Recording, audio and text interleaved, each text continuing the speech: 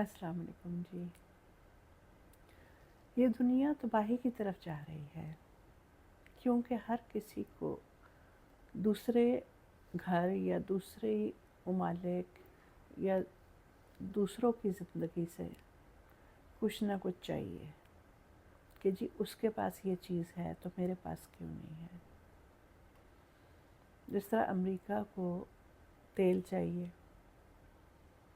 اور ایسی بے شمار چیزیں چاہیے، اس لیے وہ دوسرے ممالک کو تنگ کرتا ہے۔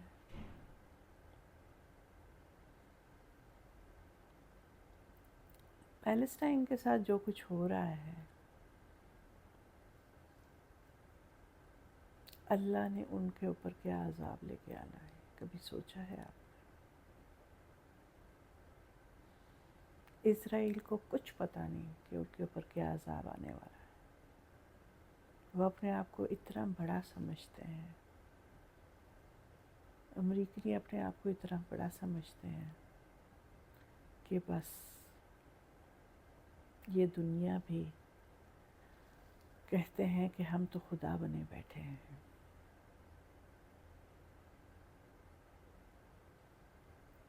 آپ اور میں ہوتے ہی کون ہیں، یہی وہ سمجھتے ہیں۔ لیکن جو مسلمان صحیح معنوں میں مسلمان ہو تو وہ بہت بڑی طاقت ہے۔ اگر ہم سارے کے سارے صحیح معنوں میں مسلمان بن جائیں اور اپنے آپ کو ٹھیک کرتے چلے جائیں تو پھر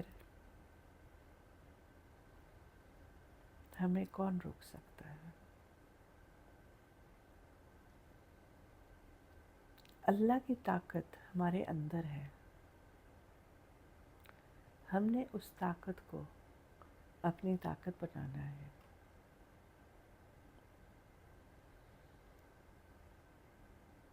اللہ کہتا ہے نا کہ میرے پاس آؤ، میں تجھے اپنے ہاتھ میں لے کے خود تھاموں گا اور پھر تیری زندگی کو خود چلاؤں گا۔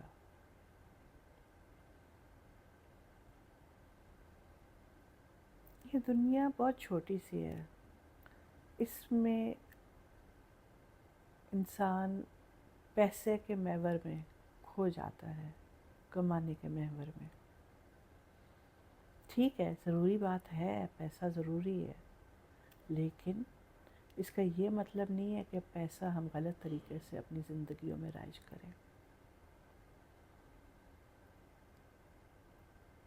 یہ دنیا جو ہے نا صرف پیسے کے ارد گرد چلتی جا رہی ہے، چلتی جا رہی ہے۔ وہ بھول چکی ہے کہ سارا کچھ صحیح ہو رہا ہے یا غلط ہو رہا ہے، اس کو کوئی پرواہ نہیں۔ اس کو صرف اور صرف پرواہ ہے تو پیسے کی پرواہ ہے کہ جی میں یہ بھی کما لوں گا، میں وہ بھی کھا لوں گا، میں یہ بھی حاصل کر لوں گا۔ لیکن حقیقت تو یہ ہے کہ کیا یہ سب کچھ ہمارے حق میں بہتر ہے یا نہیں ہے؟ آپ ذرا سوچئے اس بات کو۔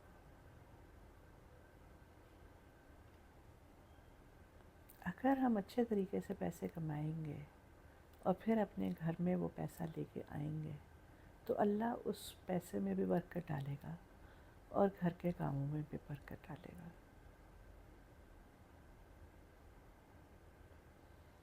حرام پیسہ کمانا تو بہت آسان ہے، لیکن حلال پیسہ کمانا مشکل ہے تھوڑا سا۔ ساری بات نیت پہ آتی ہے کہ کیا انسان کی نیت صحیح ہے یا غلط ہے۔ کیا آپ کو سمجھ نہیں آ رہی اس بات کی؟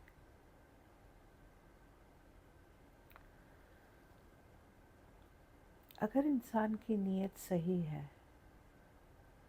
تو وہ کہاں سے کہاں پہنچ سکتا ہے، وہ لوگوں کو بتا سکتا ہے کہ کیا چیز صحیح ہے اور کیا چیز غلط ہے۔